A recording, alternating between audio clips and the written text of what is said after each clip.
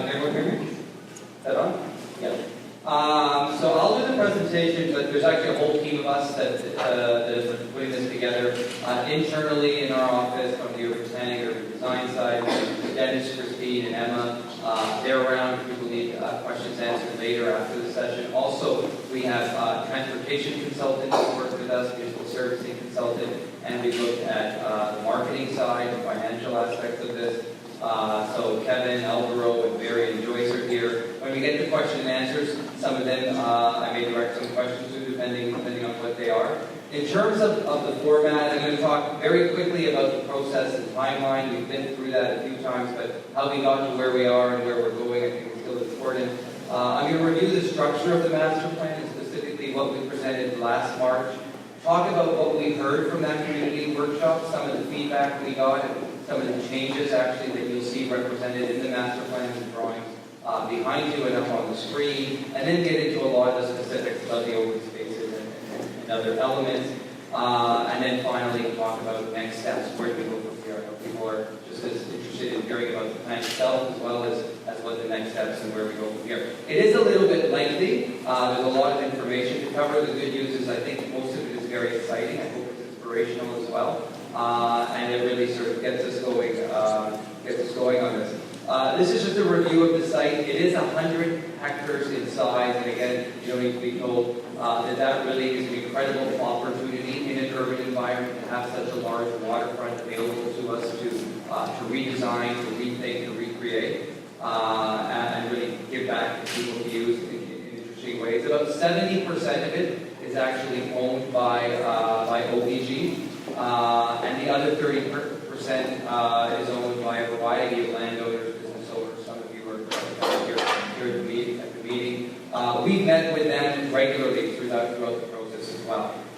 So as much as the waterfront lands and the waterfront access is important, also working with the existing landowners and the existing businesses is important because we need multiple ways to actually get down and experience the site, and all of those pieces work together. In terms of the process and timeline, the work we started actually began back in 2010 when we began a visioning process with the community at a very high level to take some of the previous work that had been done, started in 2006 and that Councillor Toby spoke about, eventually worked its way through a memorandum of understanding signed between the province and OPG and the city on working together for this. And in terms of our overall plan, we've now shifted to the master planning phase, and we're actually much further along in the master plan phase. We're about a month away from being able to go to planning and development committee and then eventually in early July to council in terms of that. And then as Councillor Toby said, in the next few years you'll actually see a lot of things start to happen and excitedly happen on the site itself. That's what we're doing. In terms of creating the plan and the elements I'm going to speak to, we've kept in the back of our minds these main 8 points that came out of the last visioning process and really kind of were kick-started with thinking that the community did in 2006. And specifically, we tested the overall plan, and we hope you tested it and sort of challenged us on whether we've met a lot of those principles in terms of really connecting the city down to the waterfront, connecting the water back to the city, making sure that we actually provide a large number of open spaces on the site, public spaces, so that people could actually come to the waterfront and use it for active uses, recreation uses in different ways. In everything we're doing, we want to make sure there's a lot of green, there's a lot of landscape areas, a lot of park spaces, and green also in the sense of sustainability and how the overall community is developed in the long run. We want this to be a vibrant place, a lot of different activities, a lot of mix of uses. We don't want it to be a place that people come to only on weekends or only experience during different parts of the year. So we try to do that. We know that we want to connect this back to the city in multiple ways, so that people can walk here, they can cycle here. Some people will be driving here, and importantly that they actually take transit to get here and other places in the city. We want to make sure that this is not a destination. It's actually a place that has some importance in the city and a number of reasons people come here. The history is important, and then behind all of this, it has to be financially viable and feasible, so that what we're showing you and all the great things we want to provide actually can be paid for in an affordable way. So that's what we're testing all of this on. In terms of the structure of the master plan, we put this kind of bubbly diagram together that shows a number of different elements, but really there's 6 simple moves that we want to make, and then a whole bunch of elements that come out of that. The first part is we want a continuous water's edge and a continuous shoreline. We're already starting the expansion or the thinking around the expansion from parks in the east end through a new Lakefront Connect project and a new lake field that would be in that area. We've got the existing parks to the west. We really want to knit those together with the shoreline, the wide shoreline that people can actually experience the water's edge. And of course, the other special thing we have here is the ability to actually access the western pier and get out, not just to the water's edge, but you get out pretty far into Lake Ontario itself and get both some dramatic views of the water, dramatic views back to the city. Again, so that's the first of the structuring element. We need a lot more open spaces than just the water's edge. This is not just about rediscovering the shoreline, but actually creating a lot newer green spaces that take you from the existing communities down to the waterfront and multiple east-west links. We've got a large site here, so we need a lot of opportunities for open space and linkages. We really want to build on the kind of street network that you already see in this part of Mississauga. And you can see that represented here. It's really kind of extend that grid system, that fine-grained street pattern that you already have in Lakeview, down to the water's edge so that these become walkable streets, that there become multiple different ways for people to actually access the water's edge and actually provide opportunities for pedestrians on these streets, cyclists on these streets, as well as bringing transit into it. On the transit end, the current plans have a transit or higher order transit line down Lakeshore. We think it's important to try to capitalize that and actually bring transit into the site as well. There's different ways that can be done, and I'll talk about that later.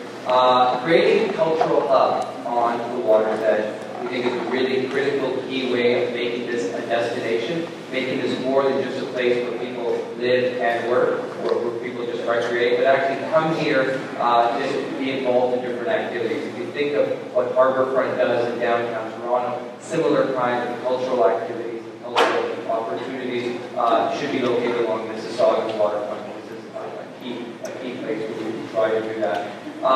We also are looking both opportunistically and strategically at creating an employment corridor, an innovation corridor along the eastern end of the site.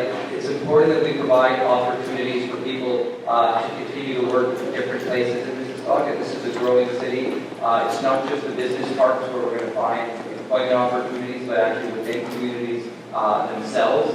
And we also have a situation here where we have the wastewater treatment facility next to us, which creates a need for a separation distance and buffering and transition. Employment is one of the ways to do that, and I'll talk a little bit more about that later. So those are the 6 main structuring elements. When we were here back in March, we put all of that together. This is the plan that we showed back in March, and people had the opportunity to comment on. If you haven't been on the website, you actually can get summary notes from that workshop. So Lorenzo said we had about 250 people here in March. Over 100 of you stayed and actually took part in that workshop. We took comments from there. A lot of you took the time to fill out the comment cards as well and give those back to us. So we're able to compile that. And we heard a lot of interesting points. On the open spaces, it shouldn't be surprised if people like the amount of open space. If you could provide more is kind of what we heard. A lot of support for the kind of program spaces in the water's edge, the linear greenway down to the park, and the multiple east-west links as well. A couple of things you told us to think about. One of them is when you're on Lakeshore or other places, make sure we're protecting for the views down to the water's edge. So we did some thinking around where the open spaces are, where the streets are, how you can get down to the water's edge, and ensuring to protect as many views down to the water as possible. Comments around providing a wider green space around Serson Creek. So we've looked at that as well. And also additional gateways on Lakeshore. So on the previous plan, we had a main park at the east end of the site, linking to the Greenway, linking to the Lakeview Commons at the south. And what we were asked is to look at other opportunities along Lakeshore, further west and in the center of the site, to also be able to come down and create some little parkettes or squares that invite people into the community and down to the water's edge. In terms of transportation, I think there's a lot of support for trying to get transit into the site. We had some different options and different ways of doing that. I'll talk a little bit about that later, where we landed with that. Also discussions around bike paths, making sure there's multiple opportunities, both on-street and off-street, safe places for people to bike. Some questions around parking and how that's all going to work, because we addressed that last time. I'll get to it later on today, but it's something we've been thinking about too. The quick answer is there needs to be a lot of shared parking opportunities here. We don't want to create multiple parking lots and have and give up the water's edge to those kind of uses. On land use and culture, this is probably where we got the most positive feedback from people, that they were very excited that this not just be a typical residential with retail at grade kind of development, but actually we were really thinking about creating an interesting set of uses. A lot of support for the culture, the employment and jobs that would be created here. And then some challenging for us to keep thinking of innovative ideas and ways to program the site with additional cultural or recreational uses, so that it really becomes not just a little workplace, but a place where people can live, they can work, they can play, they can learn, they can do a whole bunch of things that. Built for, we mentioned last time we're looking at about a target of 7,000 to 8,000 units overall, residential units here. I'll get to a little bit of the breakdown. There was strong support for the mid-rise notion of that, the townhouse notion of that. Some questions about the overall heights, maybe the tallest buildings we were showing at 22 being a little bit too tall. There was some discussion around, we had an idea of where the Four Sisters were, if we had 4 taller buildings along the water's edge. I'll tell you now that that's gone. We've got more mid-rise form along that water's edge as we thought about that. And then related to some of the urban design, there are all kinds of ideas about other ways to actually commemorate history that people gave to us, and we've tried to incorporate into some of the parks and open space that we've done. That large plan also has gone through a process of being reviewed by city staff. They've had to look at this from all different kinds of angles, from a transportation angle, from a community services, from the parks work, etc. They've asked us to rethink some of the things. A lot of them really around open spaces and making sure our strategy, which is really want to create a large number of different sized open spaces spread throughout the site, that they don't become too small. So we've done some consolidation of park spaces so that they're more programmable, more usable, and can adapt to different kinds of recreation activities. And we've looked at a number of different items. On the transit side, we've got an approach, a strategy for transit. This study isn't going to solve the actual transit in terms of determining what the technology is, when it gets here, how it gets here, how it gets onto the site. So we've got to make sure we have a flexible plan that can adapt to changes in that as it happens, but also that puts forward a vision for what we want to try to achieve in any event. I'll get through, when we get through the overall plan, some of the changes. 7 kind of key things we can highlight from here, just to orient you for those who were at the last one. One is we've done some rethinking of Serson Creek and really simplified the way it comes into the site and widened its channel going down south. We've provided a couple new gateway parks, squares along Lakeshore, so that there can be more open space along Lakeshore and places where people not only can gather, but actually can get better views down to the water's edge and connect back to other green spaces. In this residential community, we're proposing at the west end, we've consolidated the park spaces there, so they're more usable, more typical kind of community park spaces. We previously, and we've done the same thing at the center of the site. We'll get into all of those details. We were showing marina type of facilities at the western end, what we're calling Lake Prospect Park. Some of the comments we got back was that there's already the marina in Fort Credit, and that we should think about more recreational activities or things like kayaks and other opportunities for people to experience the water. So we thought about that a little bit. As I mentioned, in terms of the water's edge, we've eliminated the 22-story buildings there and gone to the 5 to 8-story mid-rise form along the water's edge, and we've consolidated also some of the open spaces around the institutional campus, what we're calling Serson campus. And I'll get into all of those details. Those are the main ones. ones. This is what the overall plan looks like. A lot of you have seen it on the boards that we've gone through. The next whole series of slides I'm going to speak to build on this and kind of explain the different elements that are created in there. We're sticking with the four kind of main concepts or main categories main categories for the master plan to explain it. We've got the open space, land use, transportation, and then built form. So I'll go through each of those. We're going to start with open spaces, and we do that not just because it's fun and interesting to get into the open spaces, but we really have started our whole thinking around here by structuring the overall plan around the open space network. We're trying to recreate a water's edge here, so we think the most important thing is to get the open spaces right, figure out how people are going to access the water, and then plan other things around that, so that it's not just viable spaces, but they actually form the heart of what we're trying to do. So in terms of what we're achieving, is Lakeview will provide for a generous landscape water's edge, open space linkages to the east, west, and north, and a variety of park functions and programs. A water-based experience will be provided through access to the Western Pier, integrated water features, and a sustainable approach to stormwater management. That's just at an overall vision level what we're trying to do. What does it mean? It means in terms of numbers, 36% of the site is being dedicated to open space. Almost the vast majority of that will actually be public parks and or shoreline or Serson Creek area as well. So a good percentage is there.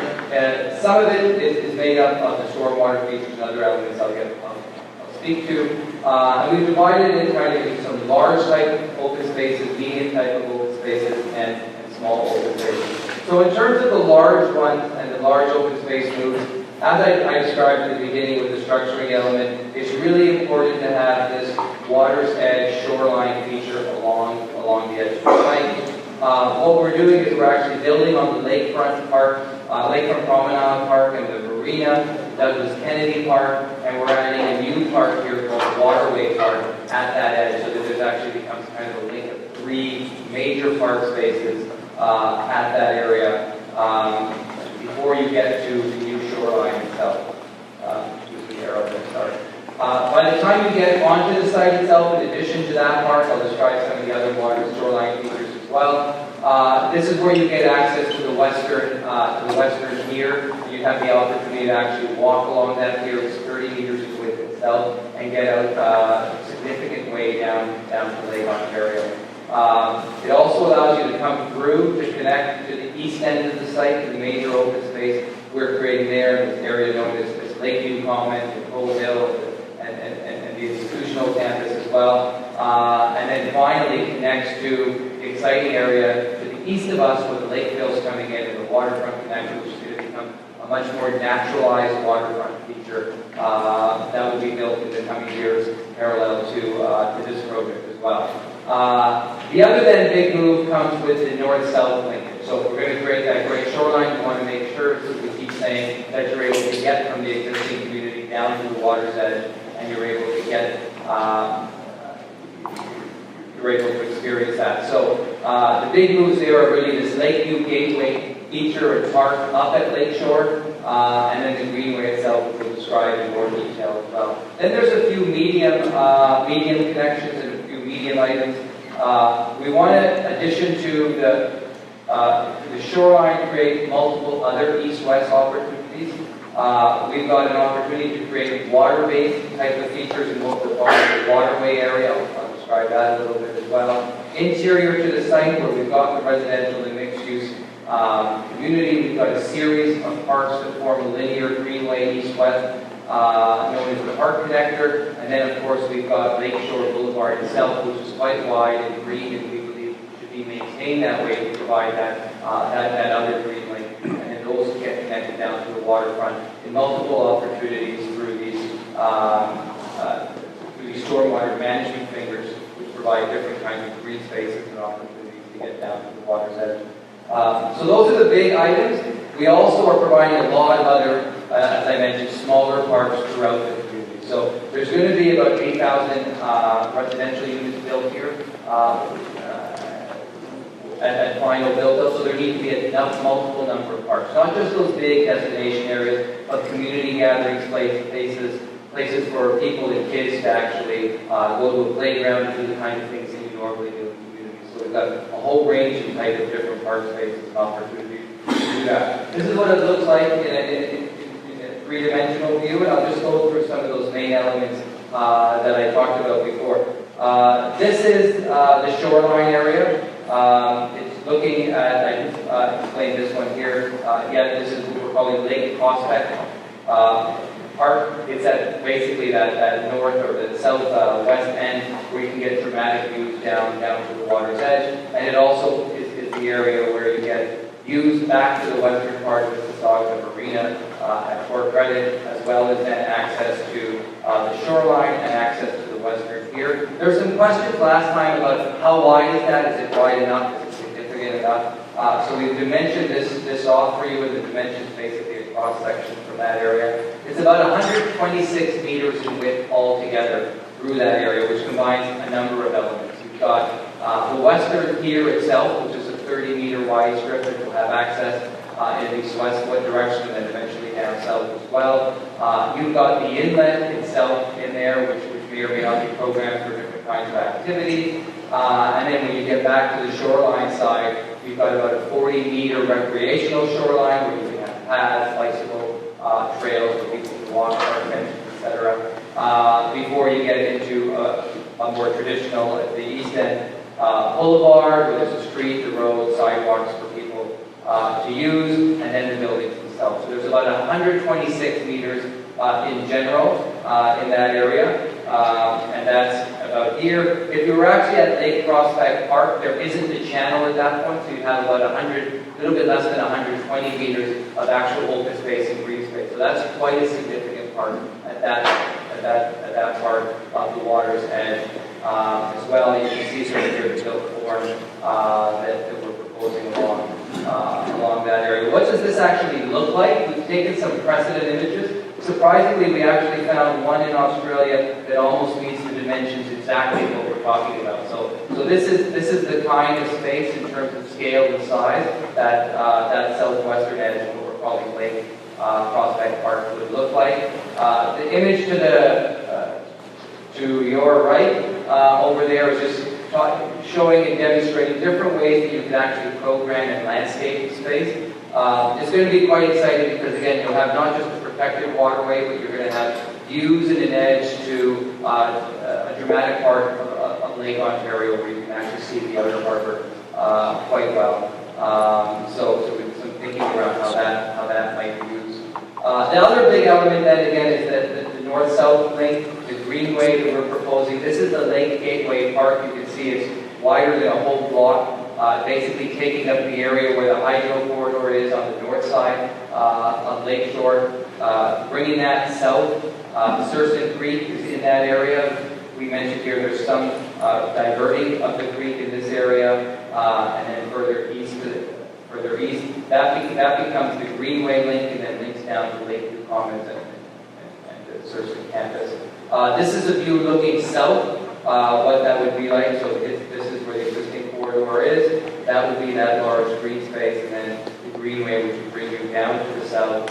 Along there, have some dramatic views of the park spaces as well as the water's edge. And then when you get down to the water, really open up with another large open space at the east end of the site to complement the large open space we're providing at the west end of the site. And of course, here you have the opportunity to go with the new Lakeview Connects and get out to the park system further east and around the wastewater treatment facility without actually being on the wastewater treatment facility land.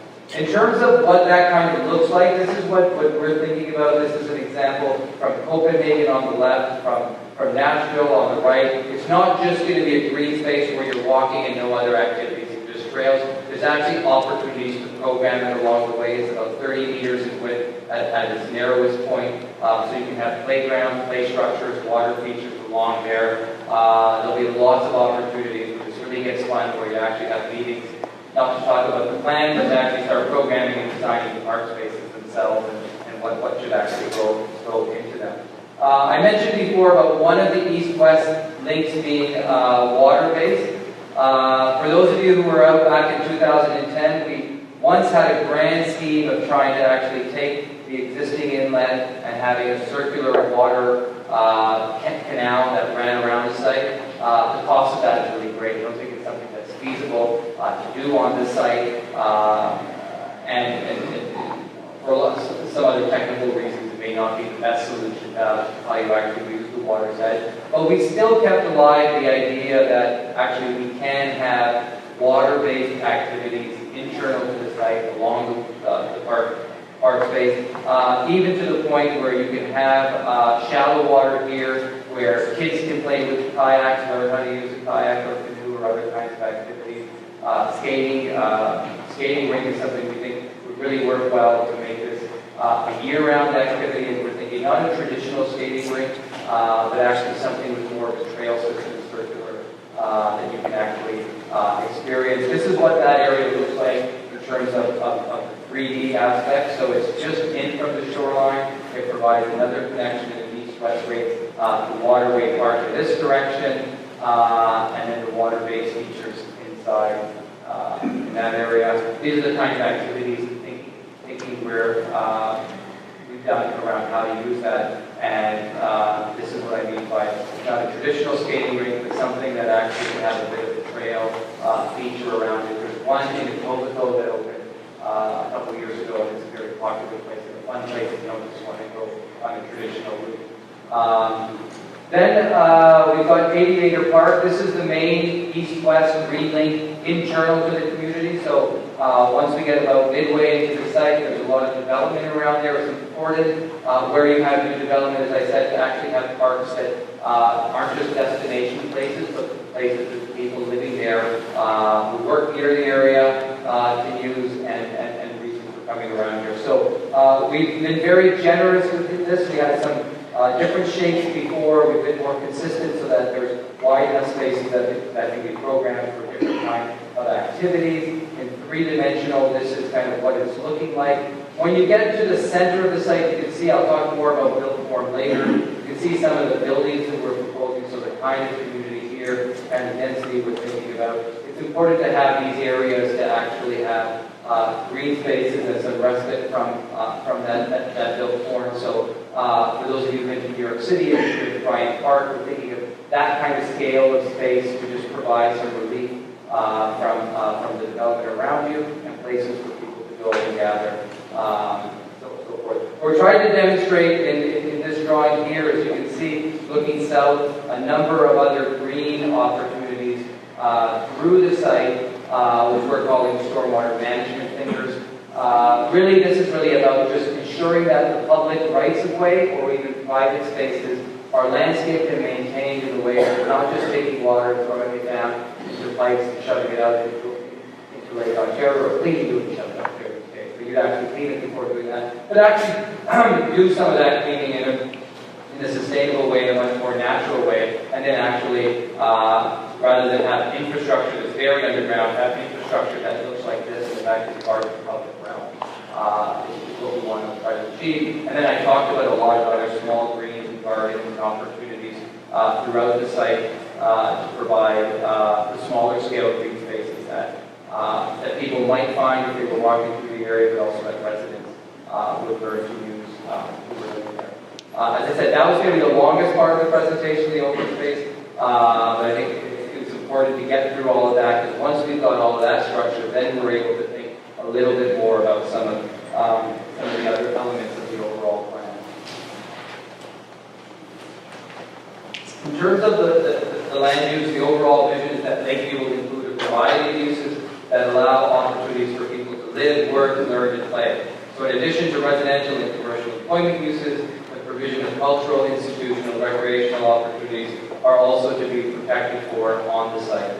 So we've come up with these categories. As I said, it's not just residential or it's not just mixed use.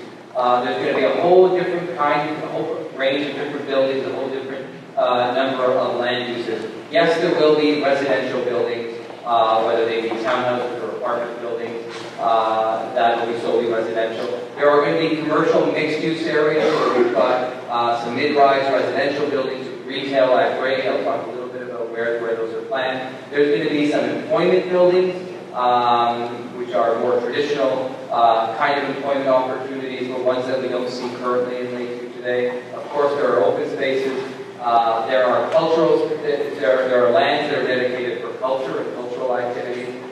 We think it's important to try to get an institutional use here as well, so that ideally in our minds would be a kind of post-secondary institution, so that that actually helps activate the area, but also provide opportunities for jobs, provide opportunities for education, and just use the site in lots of different ways. We've got a range of uses which we're calling incubator mixed uses, so around the cultural center. We don't want to then just have residential buildings that don't connect and don't create synergies with those cultural uses. So lots of ways to create incubation space. It could be as simple as office space on the second floor of a building. It could be little work units. It could be artist studios, etc. But those kind of uses. And we've thought about district energy. We've got a dedicated site and opportunity for where we could provide district energy. District energy may end up being provided as part of our residential building, as part of an employment building. There's lots of opportunities. What we wanted to highlight is that we wanted to try to achieve that here.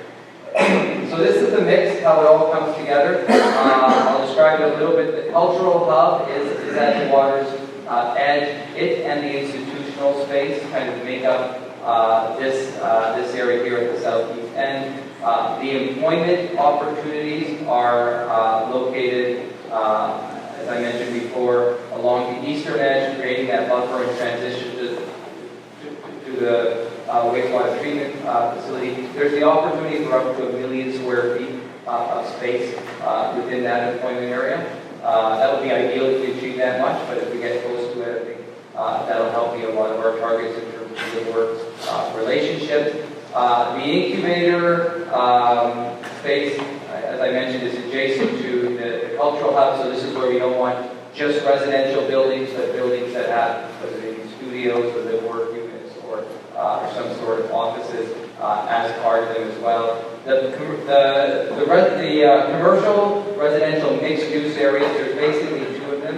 There's a small one at Lakeshore and Ogden, which relates to kind of existing retail uses or existing nodes that you have on Lakeshore. But internally to the community around where we propose to have a transit station, I'll talk more about that in the next section, is where we see kind of the heart of that residential mixed-use, commercial mixed-use neighborhood and the retail at grade. So not spread throughout the site. There's not going to be that much retail activity here, but really concentrated in a couple areas so that they become viable uses. So now we can move to movement and transportation. So we want to develop the Lakeview area as a transit-supported community, build a U Street network that will be created that supports transit, walking, and cycling options, and a dedicated loop for high-order transit should be provided on the site. So we think, here's a different scale than the drawings you've been looking at before, so you're seeing a lot larger part of Mississauga here, a lot larger part of the area. This is just kind of how we built the street network and our thinking around it. A lot of it is simply to work with what we have. So take the existing streets there as our base and start simply to connect them and build a network off of that. We think Ogden at the center of the site, coming through down the middle, is really important. It creates that opportunity to create a real main street away from those existing streets and away and really down the center of the site. And then really to build off of that and create that kind of street grid that matches what you basically have in other parts of Lakeview and southern Mississauga in this area. This is conceptually how it all comes together, what that looks like. In terms of higher order transit, something to keep promoting, and I think we showed you this last time. These circles represent 5-minute walking distances to transit. We know that if people are within 5 minutes to transit, they're more likely to use it than if it takes you longer than 5 minutes to get there. 5 to 8 minutes is pretty good. Once you get beyond 10 minutes, you start to lose a lot of opportunities for ridership. So we know that future high-order transit along Lakeshore would be able to capture a good portion of the site, not all of it. So that's why we still think it's important to at least propose the opportunity to actually get transit to the center of the site so that everybody there will be within a 5-minute walking distance. What the technology is, it may be BRT, it could be an LRT line on the street. There are opportunities to also create, whether they be bus rapid transit or light rail transit in green belts as well. We've created a flexible approach which assumes that any one of these technologies can be used, that opportunities for on-street transit and for transit within green belts are also provided. We're illustrating on all of the master plan drawings this preferred concept, which would actually have a lakeshore route that could go in an east-west direction, but could also come into the site and be diverted. Really, we only need one new station in the site. We've got the stations on Lakeshore coming down there with services. So there's different ways. That could be a T that comes off Lakeshore. It could be a U, as we're showing it. What we provided for that opportunity within the overall site. We didn't have a map last time about the cycling network. You can see here through the blue and the red, there'd be opportunities for on-street cycling in some locations, a lot of opportunities for off-street cycling as well, connected to paths, connected to the park system. And you can see how that reaches out to the existing and other proposed cycling network opportunities in Mississauga. Within the plan, when it gets released, we've actually looked at each of these streets and we've thought about how wide they'll be, how they're programmed. I'm not going to get into that level of detail for the presentation. You can look at some of the panels if you like. What we've pulled out is just one example, really to demonstrate that when you go through all of these, one of the things we've ensured is that in all cases we've got, we've got a wide public boulevard, so a good-sized pedestrian boulevard. In fact, the narrowest is 5 meters that we're showing there, but in other places it actually goes up to even over 9 meters. In some locations, so that there's wide sidewalks, there's lots of opportunities for street trees and other planting, and of course, wherever we've got it designated, we make sure that the right-of-way and the widths would accommodate cycling as well. Now we go to build form. As we mentioned last time, the predominant building form in Lakeview will be at a mid-rise scale. Opportunities for ground-related family housing. We want to maximize those opportunities. There will be limited taller elements to support transit, but they really have to earn the sky through design excellence and protection of sky views and sunlight. So that's kind of what came out of the visioning, and we've taken that to heart and even made some revisions to where we're at before. Overall, the target is about 7,500 to 8,000 units. Since we've done the overall concept and the plan that we're illustrating, actually we have the potential to provide up to 8,000 units. How that gets distributed, there's a few principles which this diagram tries to demonstrate. One is that we have to respect our existing content. We know there's a low-rise neighborhood to the west. We know there's a low-rise neighborhood east, and that the heights actually, to the north, and that the heights actually scale down in those directions, and that you have lower heights in those areas, with some mid-rise form obviously along Lakeshore because of it being Lakeshore Road. And then we've also now highlighted the waterfront area as being another place where we respect that context and we try to create a mid-rise form along the watershed. We think there's an opportunity at one site near the Prospect Park, where because of the views we might want to do something special. We haven't given any recommendation on what that would be, but there would have to be a whole kind of study and design there. In terms of where the density is placed, as we said last time, it's really along that transit line and at the main stop within the area where there would be slightly taller buildings. We've also identified all of those east-west linkages through these yellow arrows, and that's where we want to try to preserve 6 to 8 hour sunlight on those sidewalks in those green spaces. So we've provided for built form and right-of-way widths that actually help us achieve that and provide that kind of sunlight. And that's where most of the people are going to be walking or recreating for much of the time. The targets and the numbers haven't changed from last time. as I said, we want to, and Barry Lyon presented a whole piece last time about the market opportunity and the need for mid-rise and townhouse development in the city and in the region as a whole, and the opportunities those provide for actual family housing as well, and larger units, which has been missing from a lot of the condominium development that's been happening up in Lake. So those are the things we're kind of targeting. We have 20% of the overall units within a townhouse.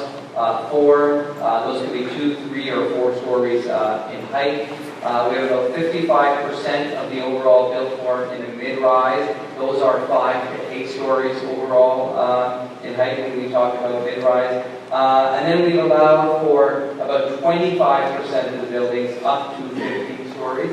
Some of those areas might have special design policies, so some of those 15 stories might be able to go a little bit taller, up to 20 stories in our minds, if you meet certain design criteria. But as a base, we're thinking you've got the townhouses 3 to 4 stories, the mid-rise 5 to 8, and then the taller elements up to 15, making up what the vast majority of the building types will be. So here's the height map that demonstrates that.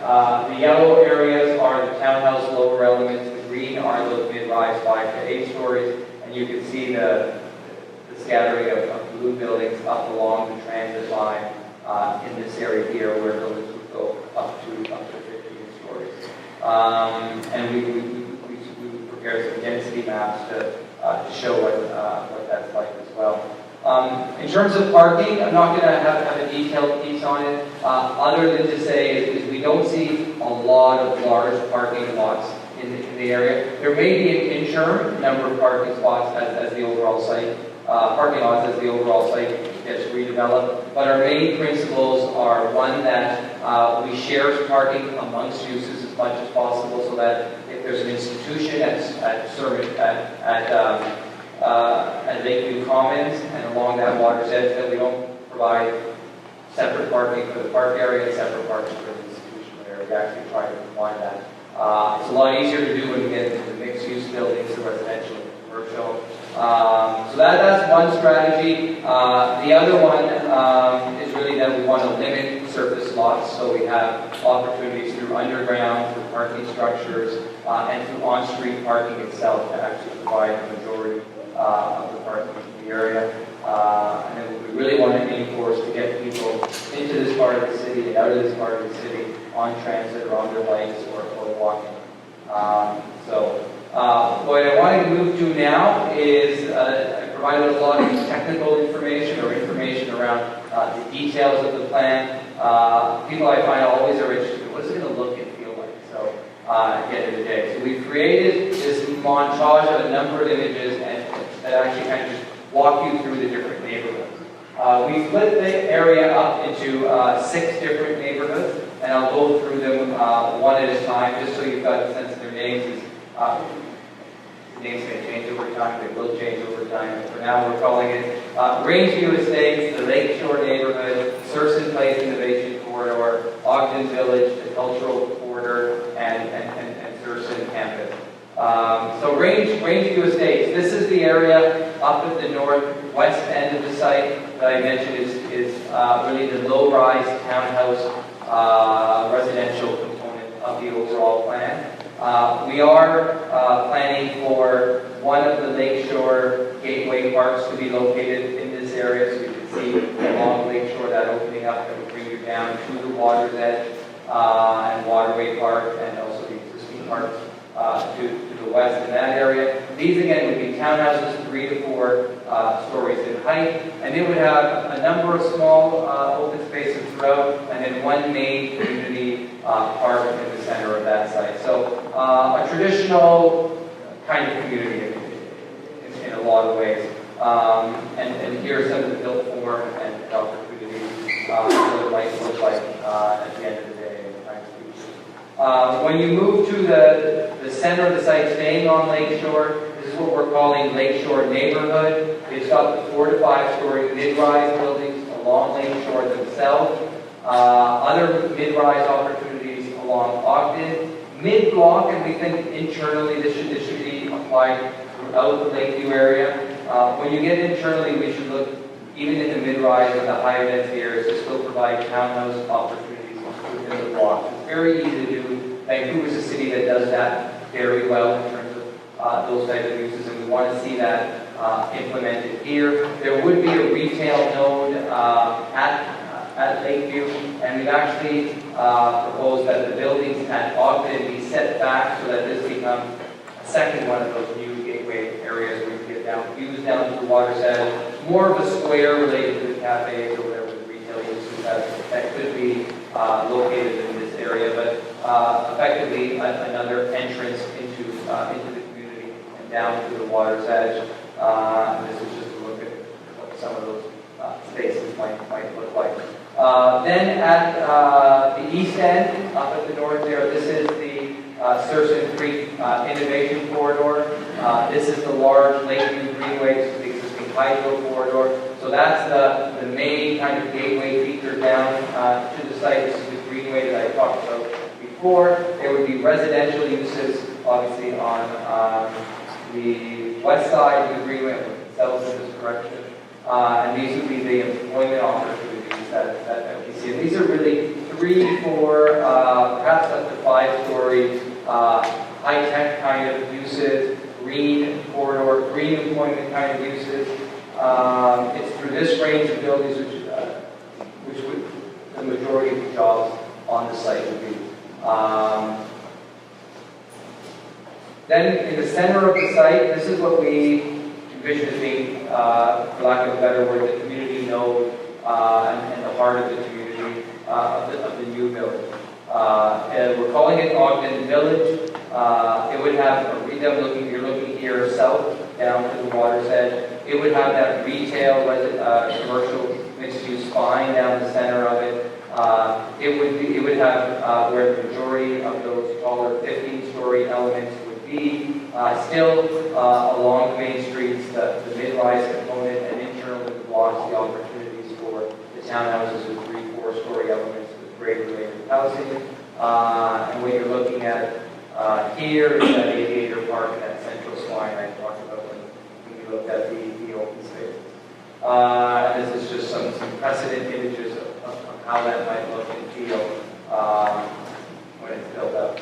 The cultural quarter is the water's edge. You can see here where we've now got it down to 5 to 8-story mid-rise buildings. We've eliminated those taller buildings along the water's edge. This is the site I was talking about being perhaps a special study site where you look at, can you do something a little bit special there in terms of design, the architecture, capture the views, and also just become kind of a bit of a beacon for people on the water if they're trying to orient themselves to where they are. You can see where the open spaces are along that area. The cultural use that's being dedicated would be in this location. We still need to look at the final programming of that use, what it is. But we think it's important to continue to protect for that. And then these buildings would be residential buildings with those cultural incubator spaces at grade or the second floor. As I mentioned, those would be live work opportunities for other things.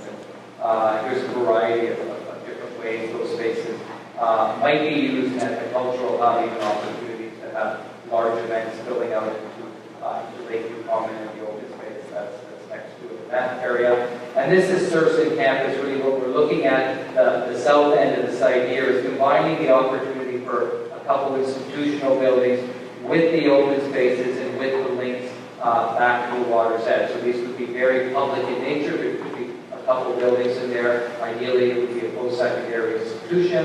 There could be other things that locate there as well. But really a park kind of setting for that area.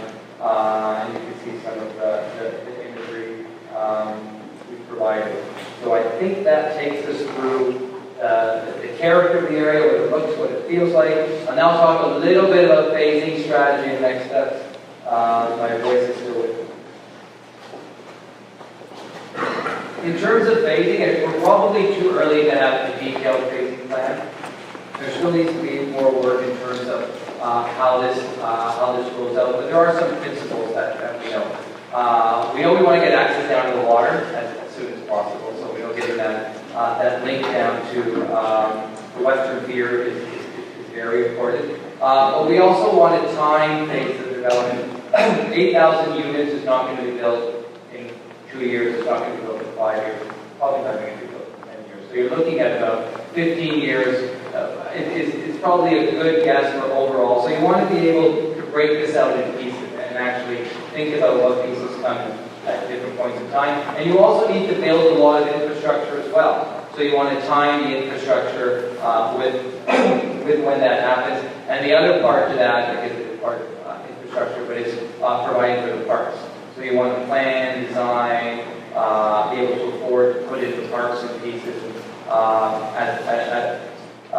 as you develop. So we've got just some basic concepts. Obviously, we want to get as early as possible the link down to the western pier and open up some of those green spaces and design some of that water's edge. So the first place you really would experience Lakeview and the water's edge would be in this location here, coming along there. It makes a lot of sense for what we call Rangeview in that area to be one of the first development phases. It's easy to deliver because we're thinking of that being 3-4 story townhouses. But it's also in a part of the site which will allow for other activities that still have to happen. What are those other activities? Is one, we need to build this whole Lakeview waterfront connect area. So we need to provide access for the Lakeville to actually come down and actually build this over a few years. So we want to provide that in this area in one of the early phases. Once that's done, we can move to do more of the Lakeview area, build some more of the local streets. We may still need to have some access here if this isn't opened up yet, but when it opens up, this becomes the park connection down to that piece of the water's edge. And then the final phase would obviously be the cultural corridor and that piece of it. So the details, as I said, that still needs to be worked out, but generally, practically, that's how the phasing of the overall site would work. That's the final view of the site, and now I'll talk about implementation and next steps. Where do we go from here? Obviously, we're already council, I'll talk about that a little bit, but after this is endorsed by council in July, the next piece of it then is to really keep moving forward. So city staff are going to have a number of things they have to do. One of them is just identify some of the other detailed studies that have to happen for different elements of it. So we have to move the transit piece forward, we have to move things like district energy forward, how Serson Creek gets realigned, with the employment plans issue, there's a whole employment plans review as well that's tied into that. So those will be identified, and those will be initiated. There's a statutory planning process as well. So this has been a master plan which has provided a general concept for what we want to see here. There's actual mandated statutory process for how you actually get approvals to do this kind of thing. So really the main elements of it, there are environmental assessments that allow you to build the roads, build the parks, get the transit in place. And then there are planning changes that have to happen in terms of the rules for what's allowed on the site. Currently, you're allowed to have power generation station, you're allowed to have the employment. So those rules need to change in the process for doing that. And then there's a whole cost sharing piece to this as well. So understanding how between the multiple landowners they work together, how the city works with OPG and the other landowners. So that stuff needs to work itself out, and those will be the next elements that move forward. In terms of more immediate next steps, we're going to have a question and answer period in about 1 minute. So I can stop talking, you can start talking. This presentation is going to be put up on the website tomorrow. So if you want to look at it, if you want to look at the panels that we had, read through any of that, you could look at that. We don't go to Planning and Development Committee until June 22nd, so there is still the opportunity if there are things you don't agree with, if there are things you think you didn't quite get right, tell us tonight, tell us in writing through the website or through their comment cards here tonight. I'm not sure if there's comment cards, but there's an opportunity within the next week in a couple of days to get that to us. This goes to Planning and Development Committee on June 23rd. That's a public forum, a public meeting, so many of you, I'm sure, will be there to see that, and then it goes to council in July. So those are the immediate ones. And I think for that, we can open it up to a question and answer.